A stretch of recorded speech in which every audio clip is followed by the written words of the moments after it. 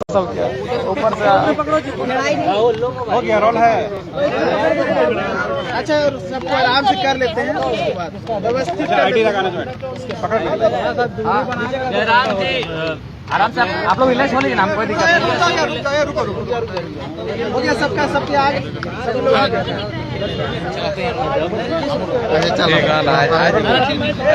आप ही थोड़ा पीछे ठीक है। बताइए गवर्नर से मिले।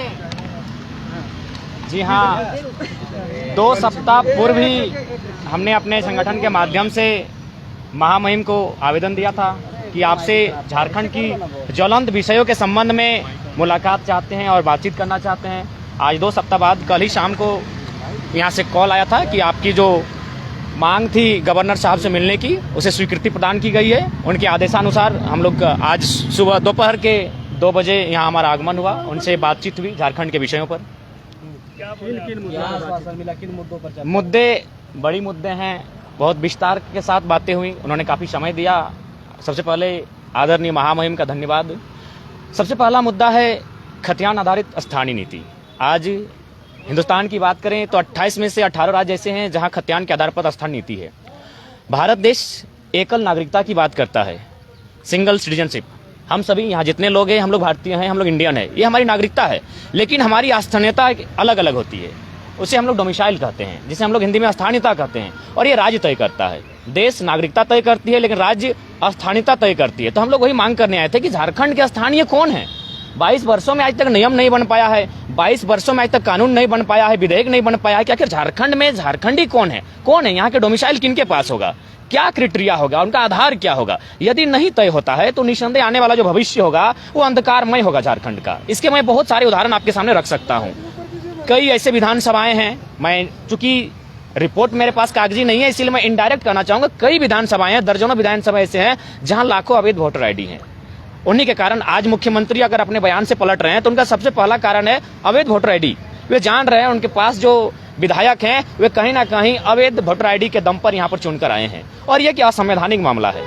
आप एक व्यक्ति 2 सीटों से विधानसभा चुनाव लड़ सकता है, 2 सीटों से संसद का चुनाव लड़ सकता है, लेकिन एक व्यक्ति वोटिंग एक ही जगह पे कर सकता है। ये संवैधानिक है, ये कानूनी है। पर झारखंड राज्य मुझे लगता है एकमात्र ऐसा भारत का राज्य है जहां लगभग 30-40 लाख लोग अवैध वोटिंग करते हैं। और ये अगर आपको प्रमाण चाहिए, आप लोग मीडिया के कर्मी हैं, आप कभी चुनाव के समय हमारे साथ आइए, आपको प्रमाण सहित देंगे। तो ये चीजें जो आने वाले समय आएंगे, अगर राज्य सरकार नियम नहीं बनाती है, दोहरी वोटर आईडी को खारिज नहीं करती है सर्वे करके, तो झारखंड जो मूलवासी आदिवासी है, निसंदेह ये भोले भाले लोग हैं, ये आने वाले फ्यूचर चले जाएंगे। और हमने भी पढ़ा है इतिहास को, हमने पढ़ा है मंडेला के इतिहास को, हमने मार्टिन किंग लूथर को पढ़ा है कि किस प्रकार वहीं के लोगों ने उनका शोषण किया था। तो निसंदेह झारखंड का शोषण लगातार जो विकसित राज्य हैं वहाँ के लोग लगातार करते आ रहे हैं। इसका प्रमाण है, आप टाटा में जाइए, HEC में जाइए, आप सेल में जाइए, सिंदरी प्लांट में जाइए, जहां भी आपको जाना है स्थानीय लोग नग्न मिलेंगे। स्थानीय लोग कहाँ मिलेंगे? गुजरात में मिलेंगे, महाराष्ट्र में मिलेंगे, कई तो विदेश जाने लगे हैं। और ये हम नहीं, सरकारी आंकड़े कह रहे हैं 12 लाख कोरोना काल मजदूर झारखंड वापस आते हैं। तो जब झारखंड 40% खनिज अकेले देने वाला राज्य, वहां के लोग अगर पलायन करेंगे, तो मैं नहीं कहता हूं, भारत संवैधानिक देश है, किसी को रोजी रोटी करने के लिए आने के लिए मनाही नहीं। यहाँ के संसाधन मेरे और हक अधिकार अन्य राज्यों का, ये बेईमानी है, ये असंवैधानिक है, ये गैर कानूनी है। हमारी लड़ाई न्याय संगत है और बिल्कुल विधि पूर्वक है।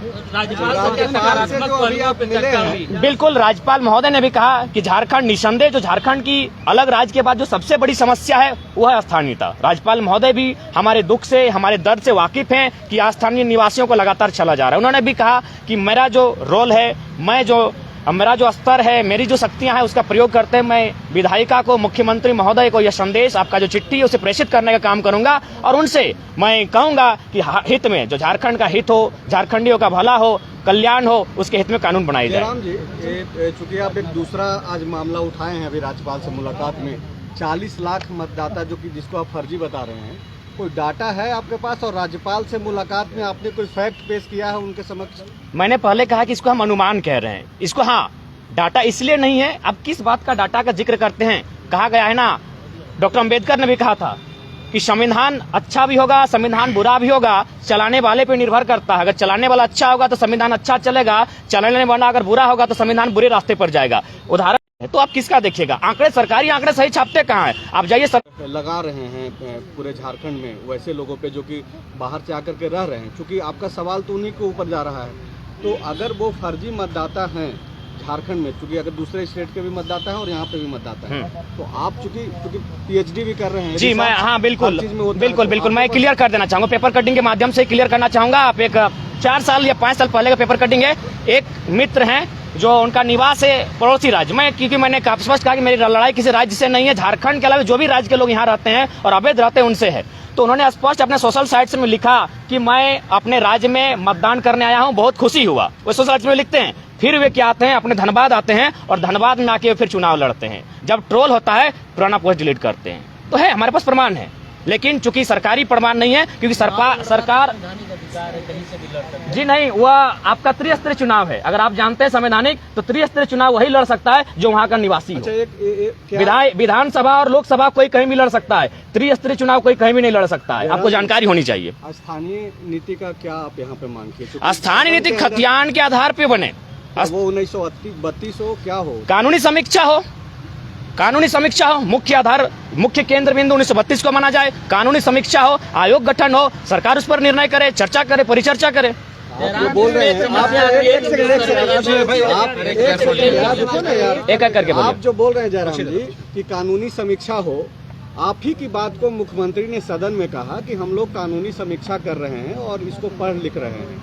तो जब मुख्यमंत्री की ही बातों को आप दोहरा रहे हैं, तो फिर अब राज्यपाल से मिलने की क्या जरूरत है? राज्यपाल से मिलने की आवश्यकता इसलिए है कि राज्यपाल, केवल राज्यपाल ही नहीं, इनके पास एक संवैधानिक दायित्व है। ये चांसलर होते हैं, ये पढ़े लिखे व्यक्ति होते हैं। विधानसभा के लिए कोई नियम नहीं है कि व्यक्ति पढ़ा लिखा हो कि नहीं हो, वह व्यक्ति, उसके लिए क्राइटेरिया नहीं है। राज्यपाल का एक अलग क्राइटेरिया है, ये समझेंगे, राज्यपाल बने हैं, ये समझेंगे। पता होगा, ये चांसलर लोग हैं, ये एकेडमिक पर्सन होते हैं मुख्यतः, 1-2 अपवाद हो सकता है, तो ये समझेंगे हमारी भावनाओं को। और चूंकि मुख्यमंत्री ने बयान आपके सदन के भीतर दिया है कि हम लोग अगर विधेयक बनाएंगे तो न्यायपालिका उसे खारिज कर देगी।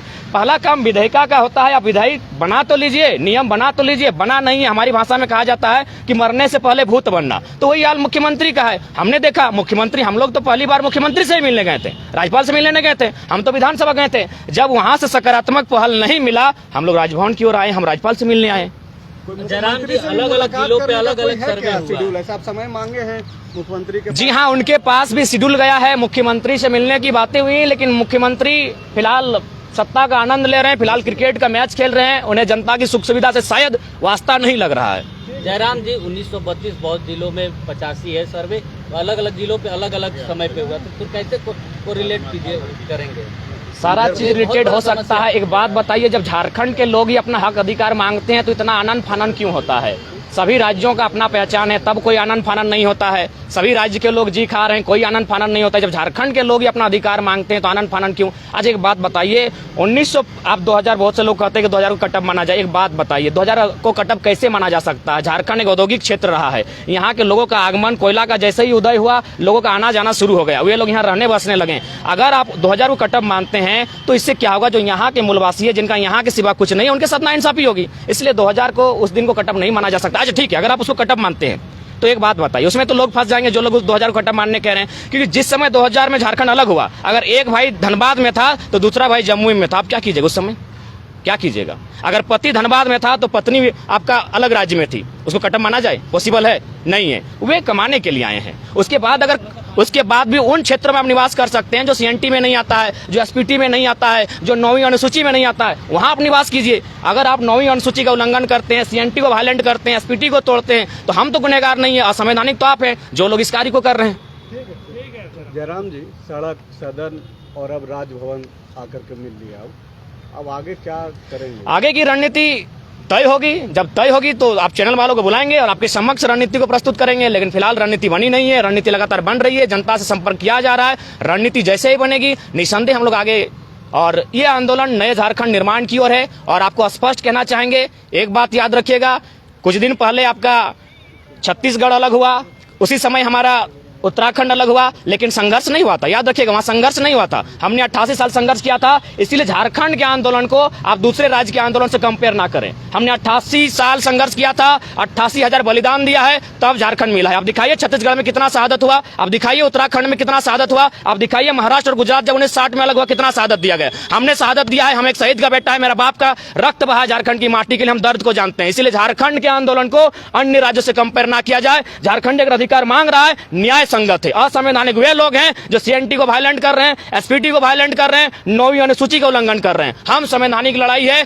क्योंकि मैं पुनः रिपीट करूंगा, भारत एकल नागरिकता की बात करता है, नागरिकता देश देता है, स्थानीयता राज देती है। हमारी स्थानीयता क्या है, हमारी डोमिसाइल क्या है, कौन है झारखंडी, ये सरकार को विधानसभा को तय करना होगा, जो अभी तक तय नहीं हो पाई है। हुई है तो कहीं ना कहीं उसमें साजिश से षड्यंत्र की बदबू आ रही है, उसे मिटाकर खतियान के आधार पर ही नीतियां तय हो, तभी झारखंड बचेगा। नहीं तो फिर आने वाला दिन जो हाल कभी निग्रो का था, जो हाल मंडेला के देश में मंडेला के लोगों का था, मार्टिन लूथर किंग का था, जो बात जोमो केन्याटा ने, शायद नाम कंफर्म नहीं हो पा रहा है लेकिन मानता हूं, जोमो केन्याटा ने कहा था कि अफ्रीका के आदिवासी जब क्रिश्चियन का आगमन हुआ, उनके हाथों में बाइबल थी, हमारे पास जमीनें थी, हमारे हाथों में बाइबल आ गई, जमीनें चल गई उनके पास। तो वही हाल झारखंडियों का हुआ है। जो लोग मांगने आए थे वे लोग आज करोड़पति नहीं अरबपति बन चुके हैं, और झारखंड के मूलवासी हैं आज दर दर की ठोकरें खा रहे। उदाहरण के लिए चांडिल का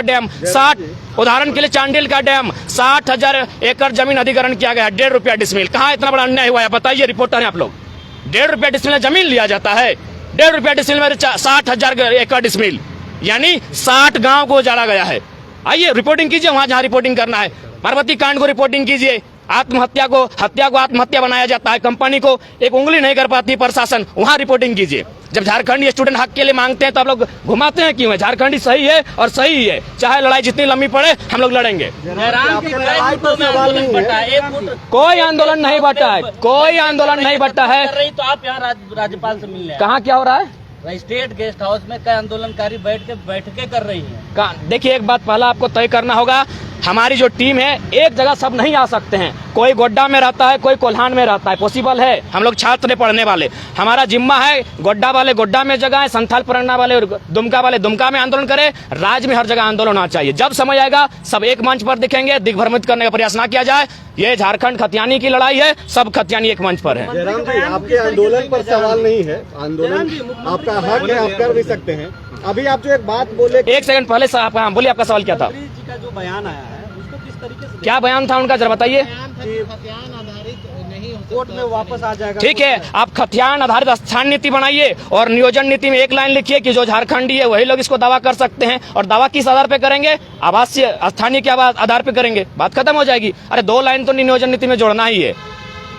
आपका सवाल? एक सवाल आपने बोला कि आदिवासियों के हाथ में दूसरे प्रदेशों में जो है बाइबल थमा दिया गया। दूसरे प्रदेश नहीं, गलत सुना आपने, केन्या का बात कहा है। आप लोग दिग्भ्रमित ना करें। सुनिए ना, आपको कोई दिग्भ्रमित नहीं कर रहा है जयराम जी। नहीं, आप मीडिया वाले हैं, आप लोग गलत क्यों कह रहे हैं? हम दूसरा प्रदेश का बात हमने नहीं कहा है। आराम से बात कीजिए, सुन लीजिए। केन्या को ही, हाँ केन्या को मैंने कहा, लेकिन अब झारखंड में भी ये चीजें देखने को मिल रही है। आप जो केन्या की बातें बोल रहे हैं वो तो झारखंड में भी देखने को मिल रहा है। देखिए, बाइबल यहाँ भी थमाया गया। इसका मुझे जानकारी नहीं है। मैंने चूंकि मंडेला का उदाहरण दिया, मैंने चूंकि मार्टिन किंग लूथर का उदाहरण दिया, मैंने इस पर स्टडी नहीं किया है। जब मैं स्टडी करूंगा इस विषय पर बात करूंगा।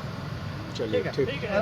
वीडियो आपने जारी किया था, जी, आपका एग्जामिनेशन है, आंदोलन से दूर हो रहा है, क्या वो वीडियो सत्य है? हाँ जी, एग्जाम था, एग्जाम का पेपर हम लिख चुके हैं, मेरा सेमिनार था उसको ही प्रेजेंट कर चुके हैं, और फिर मेरा 15 या 20 दिन बाद फिर से सेमिनार प्रेजेंटेशन होगा। लेकिन आंदोलन चलता रहेगा, मेरी भूमिका होगी, मेरा समय रहेगा, हम आएंगे, आंदोलन करेंगे, क्योंकि आज झारखंडी नहीं लड़ता है तो निस्संदेह कभी लड़ नहीं पाएगा। चलिए, धन्यवाद सभी का। एक मिनट।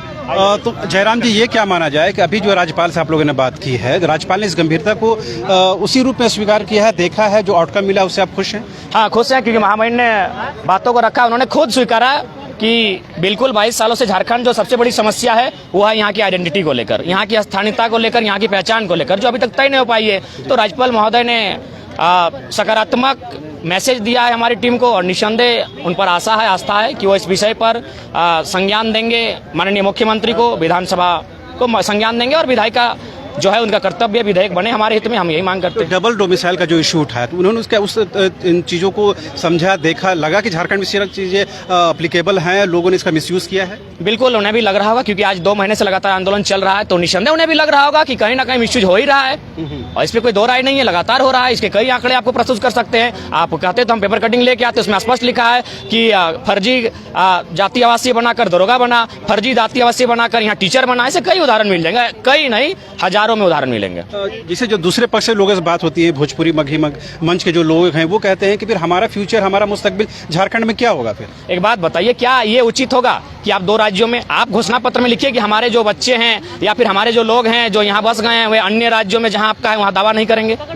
आप वहाँ दावा मत कीजिए, क्योंकि शायद और एक घटना थी जब किसी व्यक्ति ने सुप्रीम कोर्ट में अपील किया था आरक्षण को लेकर, सुप्रीम कोर्ट ने खारिज किया कि आप आरक्षण एक ही राज्य में ले सकते हैं। जी, तो ये माना जाए कि झारखंड में जो लोग बसे हुए हैं, जिनके पास खतियान है, उन्हीं का फ्यूचर है, उन्हीं का मुस्तकबिल है, बाकी जो लोग हैं वो अधर में रहेंगे। नहीं, ऐसा मैंने नहीं कहा। मैंने हमेशा कहा कि इसके लिए 85-15 का क्राइटेरिया लागू किया जाए, इस पर भी गहन समीक्षा हो। मैंने तो कभी नहीं कहा, मैंने तो 2011 की जो जनगणना उसको आधार माना। 2011 की जनगणना कहती है कि 77% लोग गाँव में रहते हैं और 22-23% शहर में रहते हैं, उसमें भी 5 या 7% झारखंडी होंगे, तो उनको मिलाकर 84-85 बनता है। आप 84-85 झारखंड को रखिए, बाकी 15 अन्य राज्य जो भी जहाँ से आते हैं उनको प्रावधान में दिया जाए। आखिरी सवाल, जिस तरह से कल परसों अनूप सिंह का विरोध हुआ, ये क्या बताता है कि जो भी खतियानधारियों के साथ या मूलवासियों, आदिवासियों के साथ खड़ा नहीं होगा, उसका इसी तरह से विरोध होगा? बिल्कुल होगा, चाहे वह अन्य राज्यों से आके यहाँ विधायक बना हो, चाहे इसी माटी का बेटा हो। जो झारखंडियों के साथ खड़ा नहीं होगा, जो मूलवासी आदिवासी के साथ खड़ा नहीं होगा, उन तमाम विधायकों का विरोध होगा। मुख्यमंत्री खड़े हैं आप लोगों के साथ? फिलहाल नहीं खड़े हैं,